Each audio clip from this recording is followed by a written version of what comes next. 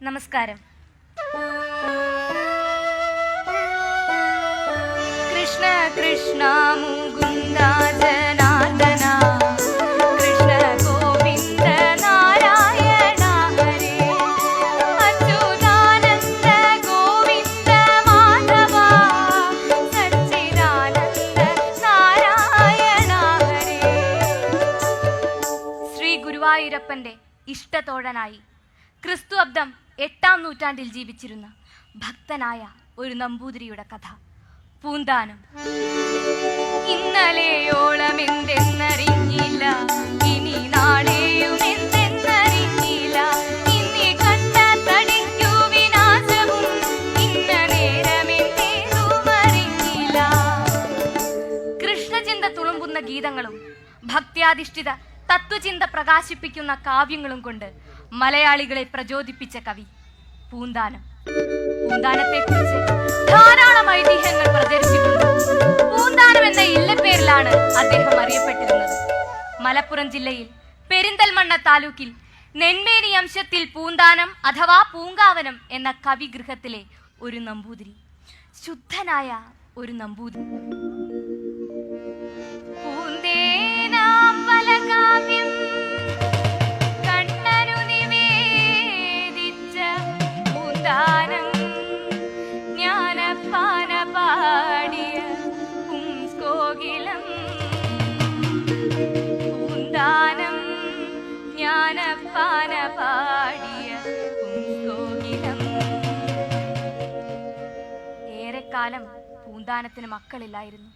ആ ദുഃഖത്തിലും അദ്ദേഹം കൃഷ്ണനിൽ അഭയം തേടി. കൃഷ്ണൻ മനസ്സിൽ കളിക്കുമ്പോൾ ഉണ്ണികൾ മറ്റു വേണമോ മക്കളായി. ഉണ്ണിക്കണ്ണൻ കനിഞ്ഞു. വളരെ കാലത്തെ പ്രാർത്ഥനയ്ക്ക് ശേഷം പൂന്താനത്തിന് ഒരു ഉണ്ണി പിറന്നു. ഉണ്ണിക്കണ്ണനെ പോലെ സുന്ദരനായ ഒരു ഉണ്ണി. പൂന്താനത്തിനും അദ്ദേഹത്തിന്റെ വേളിക്കുമുണ്ടായ സന്തോഷത്തിന് അതിരില്ലായിരുന്നു. ഉണ്ണിയുടെ അന്നപ്രാശനാടിയന്തര കർമ്മം, ചോറൂണ് കർമ്മം, കഴിവിനൊത്തവണ്ണം അത് ആർഭാടമായി തന്നെ നടത്തുവാൻ അവർ തീരുമാനിച്ചു. എല്ലാവരെയും ക്ഷണിച്ചു. ക്ഷണിച്ചവരെല്ലാം വന്നു. മുഹൂർത്തം രാത്രിയിലായിരുന്നു. ഉണ്ണിയെ ഒരു ഭാഗത്ത് ഉറക്കിക്കിടത്തിയിട്ട് പൂന്താനത്തിന്റെ പത്നി അതിഥികളെയും മറ്റും സ്വീകരിക്കുന്നതിന് വേണ്ടി ഉമ്മറത്തേക്ക് പോയി. ഈ സമയം അതിഥിയായി വന്ന ഏതോ ഒരു സ്ത്രീ ഉണ്ണി കിടന്നുറങ്ങുന്നത് ശ്രദ്ധിക്കാതെ തന്റെ ഉത്തരീയം ഉണ്ണിയുടെ മേൽ അലക്ഷ്യമായി ഇട്ടിട്ട് പോയി. പിന്നാലെ വന്ന മറ്റൊരു സ്ത്രീ അവരുടെ മേൽ കൊണ്ടൂരി അവിടെ ഇട്ടു. ചോറൂണിന്റെ മുഹൂർത്തത്തിന് അല്പം മുമ്പ് ഉണ്ണിയെ എടുത്ത് കുളിപ്പിക്കുവാനായി ചെന്ന ആ അമ്മ കണ്ടത് ആ തുണിക്കെട്ടുകൾക്കിടയിൽ ശ്വാസം മുട്ടി മരിച്ചു കിടക്കുന്ന തന്റെ പൊന്നോമന പുത്രനെയാണ്. എന്റെ മോനെ, എന്ത് പറ്റി? കണ്ണു തുറക്കണ. അവർ വാവിട്ട് നിലവിളിച്ചു. പൂന്താനവും ആ കാഴ്ച കണ്ട് സങ്കടം സഹിയാഞ്ഞ് തല തല്ലിക്കടഞ്ഞു. മാറ്റുനോറ്റുണ്ടായൊരുണ്ണി, ആയിരം നേർച്ച നേർന്നുണ്ടായൊരുണ്ണി, ആധി സമ്മാനിച്ചു പോയോ നീ, ആരോമലാം കണ്ണനുണ്ണി. പുത്രവിയോഗം പൂന്താനത്തിന്റെ മനസ്സിനെ ആകപ്പാടെ ഉലച്ചു. ഉണ്ണി മരിച്ചതോടെ അദ്ദേഹം തീർത്തും വിരക്തനായി. ആ ദുഃഖത്തിൽ ഉള്ളുരുകി എഴുതിയതാണത്രേ ഇഹലോക ജീവിതത്തിന്റെ നശ്വരത വെളിവാക്കുന്ന ജ്ഞാനപ്പാന. കണ്ടു കണ്ടങ്ങിരിക്കും ജനങ്ങളെ കണ്ടില്ലെന്നു വരുത്തുന്നതും ഭവാൻ, 2-4 ദിനം കൊണ്ടൊരുത്തനെ കണ്ടിലേറ്റി നടത്തുന്നതും ഭവാൻ. മാളിക മുകളേറിയ മന്നന്റെ തോളിൽ മാറാപ്പു കേറ്റുന്നതും ഭവാൻ, തോളിൽ മാറാപ്പു കേറ്റുന്നതും ഭവാൻ. കൃഷ്ണ കൃഷ്ണ മുകുന്ദ ജനാർദ്ദന, കൃഷ്ണ ഗോവിന്ദ നാരായണ ഹരേ. അത്യന്തം ദുസ്സഹങ്ങളായ വ്യസനങ്ങൾ നേരിടുന്ന കാലങ്ങളിൽ ജ്ഞാനം മനസ്സിന് സമാധാനമുണ്ടാകുമത്രേ. പുത്രവിയോഗത്തെ തുടർന്ന് പൂന്താനം ഗുരുവായൂരപ്പനിൽ അഭയം തേടി. പൂന്താനം ഗുരുവായൂർ അമ്പലത്തിലെത്തുമ്പോൾ അവിടെ ഒരാൾ രോഗശമനത്തിനായി ഭജന ഇരിക്കുന്നുണ്ടായിരുന്നു. മഹാസംസ്കൃത പണ്ഡിതനായ മേൽപ്പത്തൂർ നാരായണ ഭട്ടതിരി. വിദ്വാനായ ഭട്ടതിരിക്ക് പൂന്താനത്തോട് അകമേ പുച്ഛമായിരുന്നു. പൂന്താനം ഒരു ദിവസം ഭട്ടതിരിയെ കാണാനെത്തി. ഒപ്പം താൻ രചിച്ച കാവ്യവും കയ്യിൽ കരുതി. എന്താ പൂന്താനം? ഒന്നുമില്ല, വെറുതെ ഒന്ന് കാണാൻ വന്നതാ. ഓഹോ, കണ്ടൂലോ, എന്നാ പോയിക്കൂടെ? അല്ല, ഒരു കാര്യം ഉണ്ടായിരുന്നു. എന്താത്? ഉണ്ടൊരു കൃതി, അല്ല വികൃതി, എന്റേതായി ചൊൽക്കൊണ്ടെഴുമങ്ങുന്നതിൻ പിഴകൾ തീർത്താൽ കൊള്ളാം. ഭട്ടതിരി പുച്ഛത്തോടെ പൂന്താനത്ത് നോക്കി. ഇത് സംസ്കൃത കാവ്യാണോ? അല്ലല്ലോ. വിദ്വാനായ എന്നെ ഈ ഭാഷാകാവ്യം കാണിക്കാൻ താങ്കൾക്ക് എങ്ങനെ ധൈര്യം വന്നു? അതുമല്ല, വിഭക്തി അറിയാത്ത നിങ്ങൾ എഴുതിയതൊക്കെ അബദ്ധവുമായിരിക്കും. കൊണ്ടുപോയി വല്ല ഭാഷാകവികളെയും കാണിക്കേ. ക്രൂരമായ പരിഹാസവാക്കുകൾ കേട്ട് ഹൃദയം തകർന്നു പോയ പൂന്താനം ആ കൃഷ്ണ സന്നിധിയിൽ നിന്ന് പൊട്ടിക്കരഞ്ഞുപോയി. പെട്ടെന്ന് ഒരു പൊട്ടിക്കരച്ചിൽ. പൂന്താനം തിരിഞ്ഞു നോക്കുമ്പോൾ കൃഷ്ണ, ഹരേ കൃഷ്ണ! ഇരു കാലുകളിൽ പിടിച്ച് വേദന സഹിക്കാതെ ഭട്ടതിരി പൊട്ടിക്കരയുന്നു. ശമിച്ചിരുന്ന വാതരോഗം കലശലായി. അപ്പോൾ അവിടെ യഥാ ഒരു ദിവ്യപ്രകാശം, ഒരശരീരി. കേളിയേറിന മേൽപ്പത്തൂരിന്റെ വിഭക്തി കാളിക, പൂന്താനത്തിൻ ഭക്തിയാണെനിക്കിഷ്ടം. കൃഷ്ണന്റെ സ്വരം. പാണ്ഡിത്യ ഗർവ്വപൂണ്ട ഭട്ടതിരി, എത്രയും പെട്ടെന്ന് ഈ ഭാഷാ കവിയുടെ സങ്കടം തീർക്കാം, എന്നാലേ ഈ വാതരോഗം ശമിക്കൂ. പൂന്താനത്തോടുള്ള ദൈവപ്രീതി കേട്ട് ഭട്ടതിരി അന്തം പെട്ടു. പൂന്താനത്തിന്റെ കാല് പിടിച്ച് മാപ്പ് അപേക്ഷിച്ചു. ആ ഭാഷാ കാവ്യം വായിച്ച് ഭട്ടതിരി പ്രശംസിച്ചു. പൂന്താനത്തെ അപമാനിക്കുന്നത് ഗുരുവായൂരപ്പൻ സഹിക്കില്ല. അത്രയ്ക്കാണ് ആ ഭക്തനോടുള്ള പ്രേമം.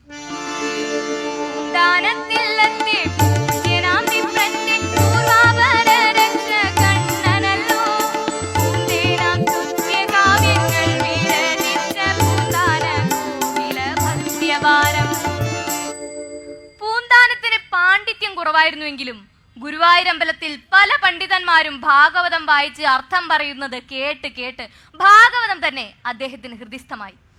ആര് ഭാഗവതം വായിച്ചാലും അർത്ഥം പറയാൻ പൂന്താനം വേണമെന്നായി ആളുകൾക്ക്. അതോടെ പണ്ഡിതന്മാർക്ക് പൂന്താനത്തോട് അസൂയയുമായി. ഇയാളെ ഒരു പാഠം പഠിപ്പിക്കണം അവർ തീരുമാനിച്ചു. അന്ന് ഗുരുവായൂരപ്പന് ഏറ്റവും പ്രിയപ്പെട്ട രുക്മിണി സ്വയംവരമായിരുന്നു ഭാഗം. രുക്മിണിയുടെ ദൂതുമായി ഒരു ബ്രാഹ്മണൻ കൃഷ്ണനെ കാണാൻ ചെന്നതാണ് സന്ദർഭം. രുക്മിണി ഇങ്ങനെയൊക്കെ പറഞ്ഞേ ഒരെഴുത്തും കൊടുത്തയച്ചു എന്ന് പൂന്താനം അർത്ഥം പറഞ്ഞു. ഹേ, ആ പറഞ്ഞത് ശരിയല്ല. എഴുത്ത് കൊടുത്തയച്ചു എന്ന് ഏത് ശ്ലോകത്തിലാണ് പറഞ്ഞിട്ടുള്ളത്? പൂന്താനം ഇളിഭ്യനായി. അപ്പോൾ ശ്രീകോവിലിനകത്തു നിന്ന് ഒരശരീരിയുണ്ടായി. എഴുത്തു കൊടുത്തയച്ചില്ല എന്ന് ഏത് ശ്ലോകത്തിലാണ് പറഞ്ഞിട്ടുള്ളത്? ആ പണ്ഡിതൻ എന്റെ അടുക്കിലേക്ക് വന്നപ്പോൾ രുക്മിണിയുടെ ഒരെഴുത്തുകൂടി കൊണ്ടുവന്നിരുന്നു. സാക്ഷാൽ കൃഷ്ണന്റെ ശബ്ദം കേട്ട് അവിടെ കൂടിയിരുന്നവർ അത്ഭുതപ്പെട്ടു. കൃഷ്ണൻ പൂന്താനത്തിന്റെ രക്ഷയ്ക്കെത്തി.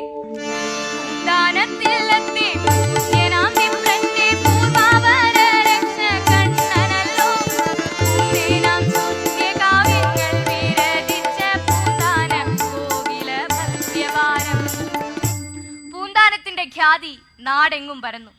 ക്ഷേത്രത്തിലെ നമസ്കാര ഭക്ഷണത്തിന്റെ സമയത്ത് പൂന്താനത്തിന് സ്ഥിരമായി മാന്യസ്ഥാനം നൽകി ആദരിച്ചു.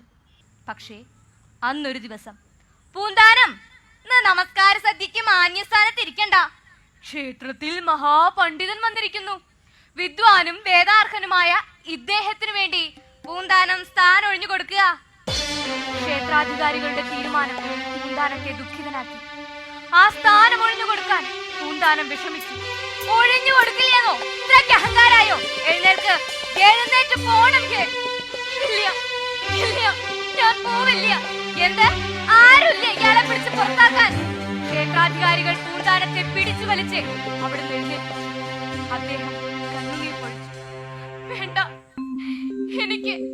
എനിക്കൊരു സ്ഥാനവും വേണ്ട.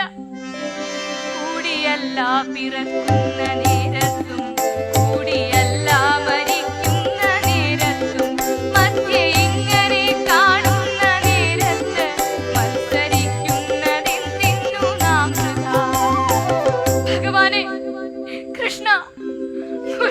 അപ്പ. ഞാൻ ഇവിടെ ഇരിക്കാൻ അർഹനല്ലെന്ന് ഞാൻ പോടൂ. അപ്പോൾ ശ്രീകോവിലിനകത്തു നിന്ന് ഒരശരീരിയുണ്ടായി. ഈ ദുഷ്ട സംസർഗം വേണ്ടൊഴിച്ചിടുക, ഈ സഹവാസം ത്യജിക്കാനൊരുങ്ങുക. പൂന്താനം, ഇനി ഇവിടെ വരികയും ഈ ദുഷ്ടന്മാരുടെ അടുക്കൽ താമസിക്കുകയും വേണ്ട. എന്നെ കാണണമെന്ന് തോന്നുമ്പോൾ ഞാൻ പൂന്താനത്തിന്റെ ഇല്ലത്ത് വന്ന് കണ്ടുകൊള്ളാം. പൂന്താനം ഇത് കേട്ട് സന്തോഷിച്ച് ഭഗവാനെ താണു വണങ്ങി തന്റെ ഇല്ലത്തേക്ക് പോയി. ഇല്ലത്തെത്തി അല്പനേരം കഴിഞ്ഞപ്പോൾ തന്നെ ഭഗവാൻ കൃഷ്ണൻ അവിടേക്ക് എഴുന്നള്ളി. പൂന്താനം, നീ ഇവിടെ ഇരുന്ന് എന്നെ സേവിച്ചാൽ മതി. എന്റെ സാന്നിധ്യം എപ്പോഴും ഇവിടെ ഉണ്ടായിരിക്കും. ഭഗവാനെ കൃഷ്ണ, ഗുരുവായൂരപ്പ, ഭക്തവത്സല, ഈ കാരുണ്യത്തിന് ഞാൻ എന്തു സുകൃതമാണ് ചെയ്തത്. പൂന്താനം സാഷ്ടാംഗം പ്രണാമം ചെയ്തു. കണ്ണു തുറന്നു നോക്കുമ്പോൾ ഭഗവാൻ അപ്രത്യക്ഷനായി. കൃഷ്ണ കൃഷ്ണ മുകുന്ദ ജനാർദ്ദന, കൃഷ്ണ ഗോവിന്ദ നാരായണ ഹരേ, അച്യുതാനന്ദ ഗോവിന്ദ മാധവ, സച്ചിദാനന്ദ നാരായണ ഹരേ. ഭഗവാനെ കണ്ട സ്ഥലത്ത് പൂന്താനം ഒരു കൃഷ്ണ വിഗ്രഹം പ്രതിഷ്ഠിച്ച് ശ്രീകോവിൽ പണിതു. അവിടെ നിത്യവും പൂജയും നിവേദ്യവും അർപ്പിച്ചു. ആ സ്ഥലം പൂന്താനം ഇരുന്നതിന്റെ ഇടതുവശത്തായതിനാൽ അതിനെ ഇടതുപുറത്തമ്പലം എന്ന് പേരിട്ടു. ആ അമ്പലവും പൂന്താനം പൂജിച്ച വിഗ്രഹവും ഇന്നും അവിടെയുണ്ട്. പിന്നീട് ഭഗവത് കാരുണ്യത്താൽ പൂന്താനത്തിന് ദീർഘായുസ്സോടു കൂടിയ സന്താനങ്ങൾ ഉണ്ടാവുകയും വളരെ കാലം അർദ്ധപുത്രമിത്രാദികളോടൊത്ത് സുഖ സമൃദ്ധിയോടെ ജീവിക്കുകയും ചെയ്തു. ഒടുവിൽ പൂന്തേനാകുന്ന കാവ്യങ്ങൾ ഗുരുവായൂരപ്പന്റെ തൃച്ചേവടയിൽ അർപ്പിച്ച ആ പുംസ്കോകിലത്തെ ഭഗവാൻ ഉടലോടെ സ്വർഗത്തിലേക്ക് കൊണ്ടുപോയി. ഇന്നലെയോളമെന്ന്